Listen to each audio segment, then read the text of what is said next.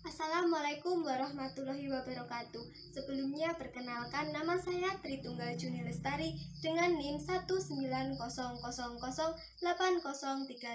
dari kelas A angkatan 2019, Program Studi Pendidikan Biologi, Fakultas Keguruan dan Ilmu Pendidikan, Universitas Ahmad Dahlan. Pada kesempatan kali ini, saya ingin menjelaskan tentang kurikulum, terkhususnya kurikulum 2013. Nah, kurikulum 2013 sendiri telah mengalami revisi sebanyak 2 kali, yaitu pada tahun 2016 dengan nama Kurikulum 2013 edisi revisi, kemudian pada tahun 2018 tanpa mengubah namanya. Nah, sebelum berlanjut ke materi tentang kurikulum 2013, alangkah baiknya kita mengenal apa sih pengertian dari kurikulum tersebut.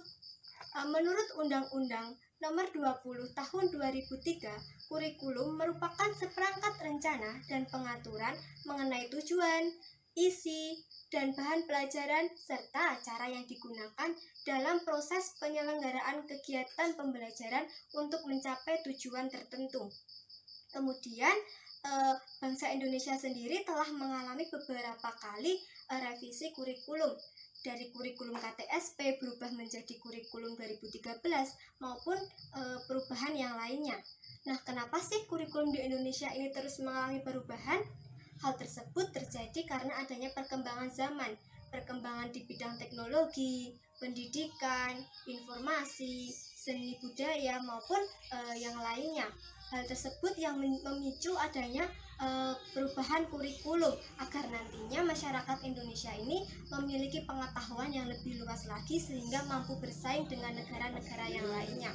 Kemudian apa sih yang dimaksud dengan kurikulum 2013 itu sendiri? Jadi kurikulum 2013 ini merupakan kurikulum hasil penyempurnaan dari kurikulum sebelumnya, yaitu kurikulum 2006 atau yang disebut dengan kurikulum KTSP. Nah, dasar penyempurnaan kurikulum ini yaitu antara lain tentang persepsi masyarakat, perkembangan teknologi dan pengetahuan, kompetensi masa depan maupun yang lainnya. Kemudian ciri-ciri dari kurikulum 2013 ini banyak sekali. Namun pada kesempatan kali ini saya hanya ingin memaparkan 3 penciri kurikulum 2013. Yang pertama, kurikulum 2013 ini melatih kreativitas, rasa ingin tahu, dan kerjasama dengan menggunakan logika. Yang kedua, kurikulum 2013 ini mencoba untuk menata kembali. Apa sih yang ditata kembali dari kurikulum 2013? Jadi yang ditata kembali dalam kurikulum 2013 ini adalah menyeimbangkan antara perkembangan di sikap spiritual dan perkembangan di sikap sosialnya. Yang ketiga, kurikulum 2013 ini juga mengembangkan keterampilan, pengetahuan, maupun sikap dan perilaku.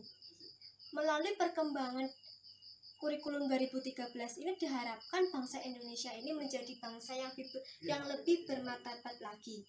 Dan tentunya masyarakatnya juga memiliki kompetensi dan pengetahuan yang lebih luas lagi agar nantinya juga dapat bersaing dengan negara-negara yang lainnya.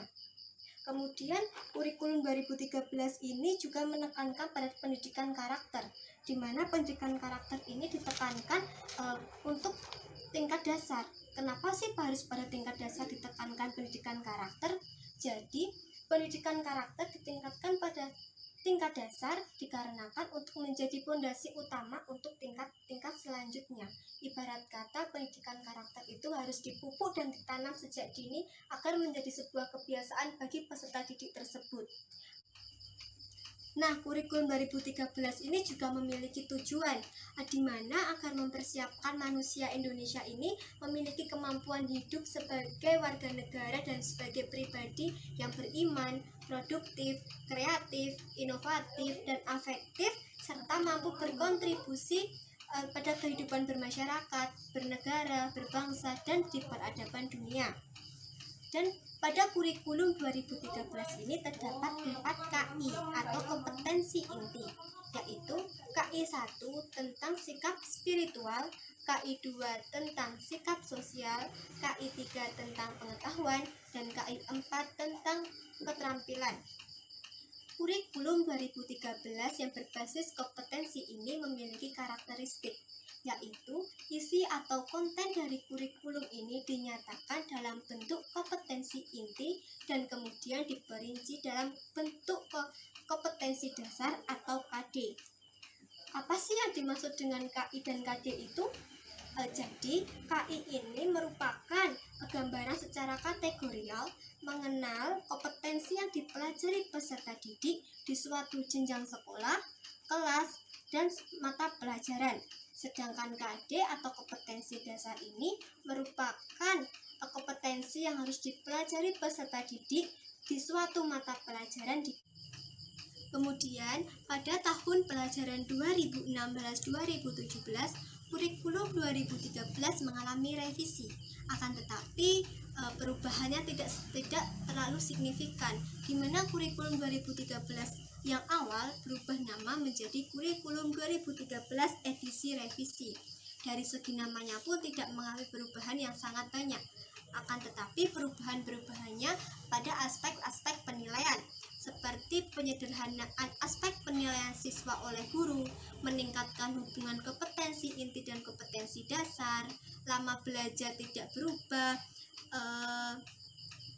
penilaian KI 1 hanya pada untuk mata pelajaran pendidikan agama, penilaian KI 2 hanya pada pendidikan kewarganegaraan, akan tetapi KI 1 dan KI 2 tersebut harus tetap tercantum dalam RPP. Kemudian untuk skala penilaiannya sendiri pada kurikulum 2013 awal yaitu menggunakan skala 1 sampai 4 seperti di bangku perkuliahan. Akan tetapi untuk skala penilaian di edisi revisi ini menggunakan skala penilaian 1 sampai 100. Nah, apa saja sih perbedaan dari kurikulum 2013 yang awal dengan kurikulum 2013 edisi revisi di tahun 2016 ini? Nah, jadi perbedaan kurikulum 2013 awal dengan revisi di tahun 2016 yaitu perbedaan di aspek penilaian religiusitas dan sikap sosial. Yang kedua, pengambilan nilai praktikum jika terdapat 2 atau lebih nilai praktikum dalam 1 KD. Ketiga, pendekatan yang digunakan. Keempat, pelaksanaan ulangan harian atau post-test. Yang kelima, penilaian 1 semester. Yang keenam, silabus dan RPP. Yang ketujuh, komponen penilaian dalam RPP. Yang pertama, tentang penilaian religiusitas dan sikap sosial. Pada kurikulum 2013 awal dilakukan di semua mata pelajaran, sedangkan di kurikulum 2013 revisi hanya mata pelajaran agama dan pendidikan kewarganegaraan. Yang kedua, pengambilan nilai praktikum jika terdapat 2 atau lebih nilai praktikum dalam 1 KD. Pada K13 awal, nilai ditambahkan kemudian dibagi 2. Pada K13 revisi, nilai diambil nilai yang terbaik. Yang ketiga, pendekatan yang digunakan.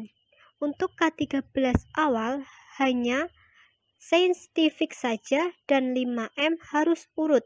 Sedangkan di K13 revisi, tidak hanya saintifik dan 5M boleh tidak urut. Yang keempat, pelaksanaan ulangan harian atau tes. K13 awal setelah selesai pembelajaran 1 KD dan K13 revisi boleh di setiap pertemuan dilakukan post-test. Kemudian yang kelima, penilaian 1 semester. Pada K13 awal adalah ujian akhir semester dan pada K13 revisi untuk semester genap dengan nama penilaian akhir tahun dan pada semester ganjil bernama penilaian akhir semester. Untuk yang keenam, silabus dan RPP-nya. K13 awal dibuat oleh guru, K13 revisi silabus dibuat pemerintah, RPP dibuat guru. Yang ketujuh, komponen penilaian dalam RPP. Pada K13 awal hanya dituliskan teknik penilaian dan instrumen, sedangkan pada K13 revisi dijabarkan lebih rinci lagi.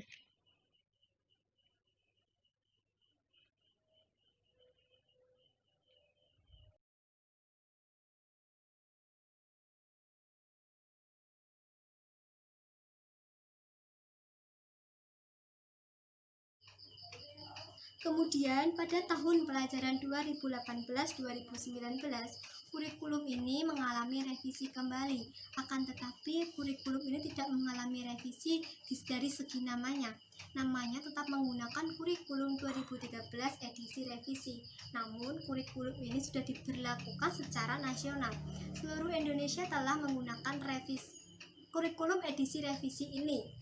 Kemudian melalui peraturan Presiden nomor 87 tahun 2018, yaitu pemerintah menambahkan penguatan pendidikan karakter atau PPK untuk membekali peserta didik sebagai generasi emas tahun 2045 dengan jiwa Pancasila dan karakter yang baik untuk menghadapi dinamika perubahan di masa depan. Setelah tahun 2018 ini terjadi beberapa penekanan seperti di intrakurikuler, kokurikuler, ekstrakurikuler, dan hidden kurikuler. Nah, apa saja sih yang dimaksud dengan intrakurikuler, kokurikuler, ekstrakurikuler, dan hidden kurikuler?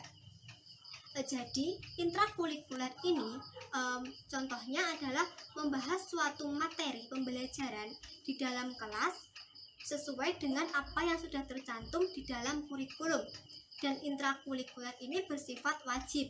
Sedangkan kokurikuler adalah kegiatan di luar kelas untuk mendukung materi pembelajaran yang sudah dijelaskan di dalam kelas.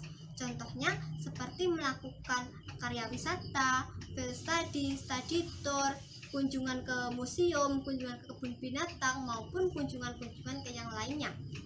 Sedangkan ekstrakurikuler ini mungkin sudah tidak asing lagi bagi kita semua, di mana setiap sekolah juga terdapat ekstrakurikuler. Jadi ekstrakurikuler ini adalah kegiatan yang berhubungan dengan minat dan bakat dari peserta didiknya. Contoh kegiatan ekstrakurikuler di sekolah ini berbeda-beda. Misalnya ada seni tari, seni musik, paduan suara, futsal, dan tentunya pramuka sebagai salah satu ekstrakurikuler yang diwajibkan di sekolah-sekolah seluruh Indonesia. Yang terakhir ada hidden kurikuler. Hidden kurikuler ini adalah kegiatan yang tidak terdapat di dalam kurikulum, akan tetapi menjadi sebuah kesepakatan bersama dan pada akhirnya menjadi sebuah kebiasaan di sekolah tersebut. Contohnya seperti membaca ayat suci Al-Quran di setiap hari Jumat, melakukan sholat Jumat berjamaah bagi siswa laki-laki yang muslim, menyanyikan lagu Indonesia Raya di setiap hari, maupun melakukan literasi buku fiksi maupun non-fiksi di 10-15 menit terakhir. Nah, pada kurikulum 2013 edisi revisi ini pada sistem nama juga mengalami perubahan, seperti ulangan harian berubah menjadi penilaian harian, kemudian UTS tidak diadakan lagi, UAS semester 1 berubah nama menjadi penilaian akhir semester, kemudian ujian akhir semester 2 berubah nama menjadi penilaian akhir tahun. Mungkin itu yang dapat saya sampaikan. Bila ada kesalahannya mohon dimaafkan. Wassalamualaikum warahmatullahi wabarakatuh.